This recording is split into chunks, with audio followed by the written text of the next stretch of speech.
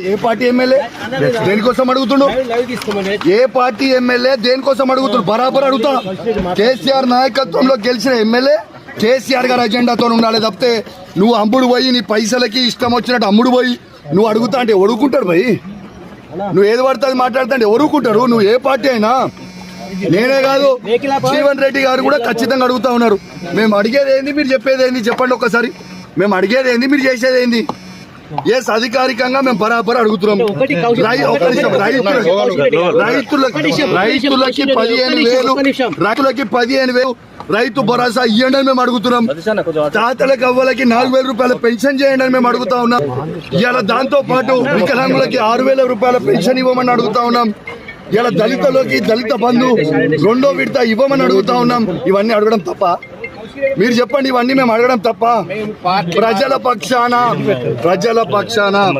6 గ్యారెంటీలు వాళ్ళు 420 హామీలు అమలు చేసే వరకు ఊకునే ప్రసక్తే లేదు.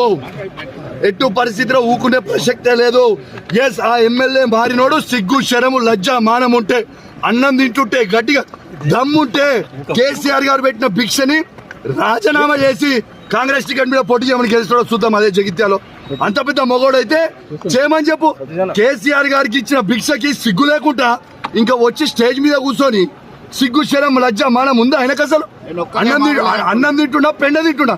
ఆయన ఒక్కనే కాదు, ఉన్న 10 మంది ఎమ్మెల్యేలు కూడా రాబోయే కాలంలో ఎక్కడ కూడా తిరగనీయం.